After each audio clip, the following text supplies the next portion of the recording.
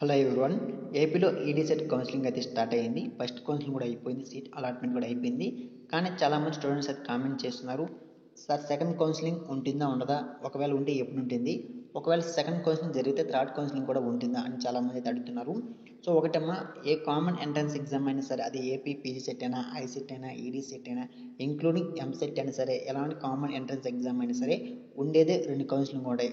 First counselling, second counselling, third counselling ఉంటుంది. కానీ అది కొన్ని సందర్భాలను మేబీ ఒక 200 నుంచి 500 లేదా 1000 సీట్స్ మిగిలిపోతే అలాంటి టైంలో మాత్రం థర్డ్ కౌన్సిలింగ్ పెడతారు. కానీ 99% థర్డ్ కౌన్సిలింగ్ అయితే ఉండదు. ఓకేనా. సో సెకండ్ కౌన్సిలింగ్ స్టాప్ అయితే చేస్తారు. లాస్ట్ ఇయర్ ఆ విధంగా చేశారు, ఆ లాస్ట్ ఇయర్ కూడా అదే విధంగా చేశారు.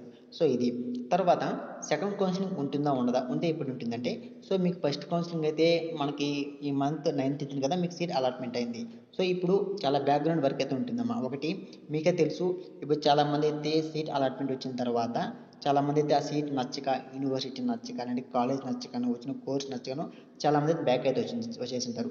సో ఇప్పుడు హైయర్ ఎడ్యుకేషన్ వాళ్ళు ఏం చేస్తారంటే, ఎంతమంది సీట్ అలాట్మెంట్ అయింది, అలాట్మెంట్ అయిన వాటిలో డిస్ట్రిక్ట్ వైజ్ ఏ కాలేజ్లో ఎంతమంది స్టూడెంట్స్ కన్ఫర్మ్గా జాయిన్ అయినారు, ఎన్ని సీట్లు మిగిలినాయి, సో సెకండ్ కౌన్సిలింగ్ టోటల్గా ఎన్ని సీట్లు మిగులుతాయి అనేసి క్యాల్కులేట్ చేసుకోవడానికి ఇలాంటి బ్యాక్గ్రౌండ్ వర్క్ చాలా ఉంటుంది.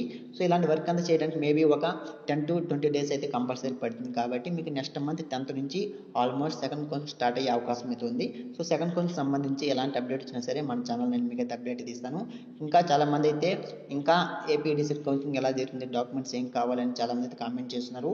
సో వాళ్ళకైతే నేను హండ్రెడ్గా చెప్తున్నాను, వాళ్ళకైతే కామెంట్స్ అయితే చేయలేదు. ఎందుకంటే వాటికి సంబంధించి ఎలాంటి ఇన్ఫర్మేషన్ సరే మొత్తం కూడా మన ఛానల్లో ప్లేలిస్ట్ క్రియేట్ చేసి పెట్టేశాను. సో ఒకసారి మీరు వెళ్ళి ప్లేలిస్ట్ క్రియేట్ చేసిన దాన్ని చూసారంటే మీకు తెలిసిపోతుంది ఏపీడీసీ ప్రొసీజర్ ఎలా ఉంటుంది, కౌన్సిలింగ్ ప్రొసీజర్ ఎలా ఉంటుంది అనేసి. అక్కడ హాస్టల్ ఉంటుందా ఉండదా, ఫీజు స్ట్రక్చర్ ఏంటి, సో కోర్స్ సంబంధించిన వివరాలన్నీ కూడా అక్కడ మన ప్లేలిస్ట్ అయితే ఉంది. ఒకసారి అక్కడ వెళ్ళి చూడండి. ఫర్దర్గా ఇంకా ఏదైనా డౌట్స్ ఉంటే అప్పుడు అడగండి, నేనైతే రిప్లై తీస్తాను. సో ఓకేనా. సో ఇది మీకు కౌన్సిలింగ్ స్టార్ట్ అయిన వెంటనే నేను మళ్ళీ మీకు 100% ఇంటిమేట్ అయితే చేస్తాను. సో ఇది video. So thank for watching this video.